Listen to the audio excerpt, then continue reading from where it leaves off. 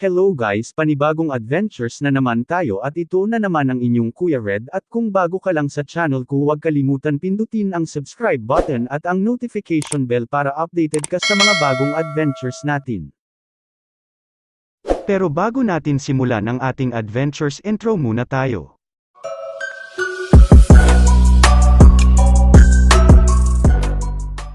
Ang una nating pupuntahan ay ang isang kilala na nababalot ng mga misteryo, ang Bermuda Triangle na kilala rin sa tawag na Devil's Triangle. Ang Bermuda Triangle ay isang lugar sa karagatan sa pagitan ng Miami, Bermuda at Puerto Rico. Ito ay kilala bilang isang lugar na maraming nawawalang barko at eroplano. Isa sa mga kwento sa likod ng Bermuda Triangle ay ang pagkawala ng USS Cyclops noong 1918. Ang USS Cyclops ay isang barkong pangloob na gumagamit ng karbon bilang pang-enerhiya. Noong nagbiyahe ito mula Brazil patungong Baltimore, bigla na lang itong nawala nang walang anumang nakikitang senyales ng pagkawala. Hanggang sa ngayon, hindi pa rin natukoy kung anong nangyari sa barko at sa mga taong nasa loob nito. Isa pang kwento ay ang pagkawala ng Flight 19 noong 1945. Ang Flight 19 ay isang pangkasunduan ng 5 eroplanong militar ng Estados Unidos na naglalayong maglatag ng mga bombing run. Sa kalagitnaan ng misyon, nawala ang komunikasyon sa grupo at hindi na ito nakabalik sa base. Ang eksaktong dahilan ng pagkawala ng Flight 19 ay hindi pa rin natukoy. Napakaraming mga teorya ang nabuo tungkol sa dahilan ng mga pagkawala sa Bermuda Triangle.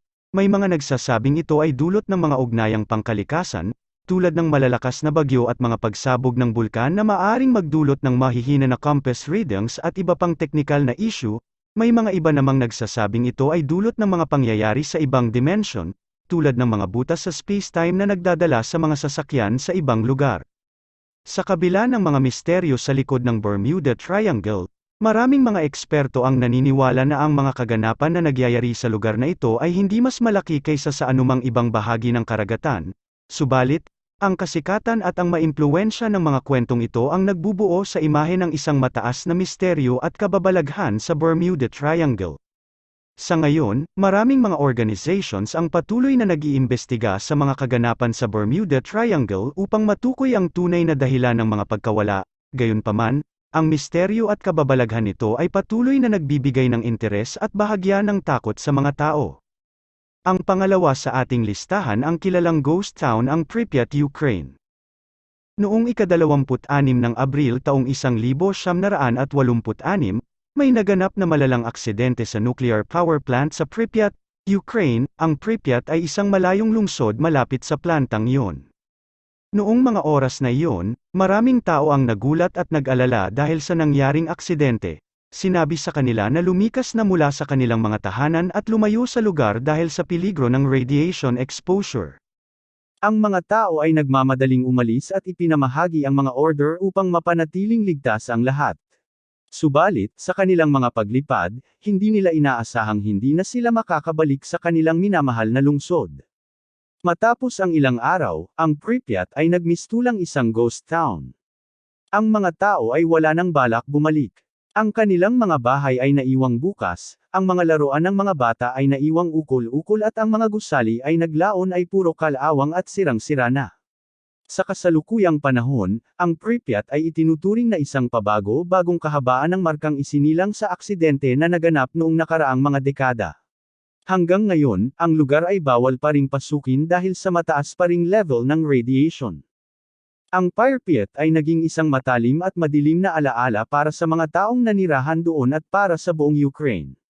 Ito ay patunay ng kapangyarihan at panganib na dala ng nuclear na enerhiya, at isang paalala sa lahat na tayo ay dapat maging maingat at responsable sa paggamit nito.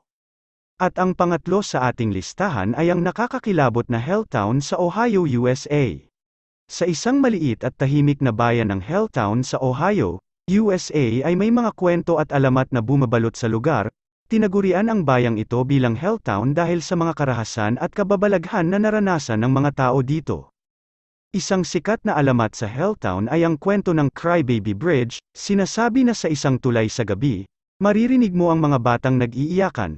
Sinasabing ang mga batang ito ay mga nagahasa at pinatay ng kanilang sariling ama. Ang kanilang mga kaluluwa ay naiwan sa tulay at patuloy na umaasa na matanggap ang katarungan nila. Madalas na naririnig ang mga pag-iyak na ito, at kay hirap hanapin ang pinagmulan ng tunog. Isa pang alamat sa Helltown ay ang Haunted Schoolhouse. Kwento ang naglalakad sa mga musmos na estudyante na naglaho sa loob ng eskwelahan noong unang panahon. Sinasabing ito ay dahil sa masamang espiritu na siyang pumapatay sa mga estudyante. Maraming nakakita at nakaranas na ng kababalaghan sa loob ng paaralan, kabilang na ang mga pintuan na biglang bumubukas at naglalakad na nang hindi nakikita ang isang tao. Sa bandang huling bahagi ng Helltown, kilala ang True Blood Cemetery. Ito ay isang libingan ng mga itim na Amerikano na nawala o pinatay noong nagdaang panahon. Maraming tao ang nagsasabing nakakita sila ng mga anino ng mga yumao. May mga naglalakad na marshals daw na ang ulo ay malilito. Hindi rin malayong makarinig ng mga naghihiyaw ng malayo. Sa kabila ng mga kwento at alamat na ito, ang Helltown ay patuloy na tinitirhan ng mga taong lakas loob. Ang mga lugar na may katatakutan ay nagbibigay silbi ring pampalipas oras at intriga para sa mga lokal at turista. Subalit, hanggang ngayon, ang katotohanan ay di pa rin malinaw at ito'y nagiging bahagi na ng kasaysayan ng Helltown, Ohio. Hanggang dito na lang muna tayo mga katropa, hanggang sa susunod na adventures. Bye-bye.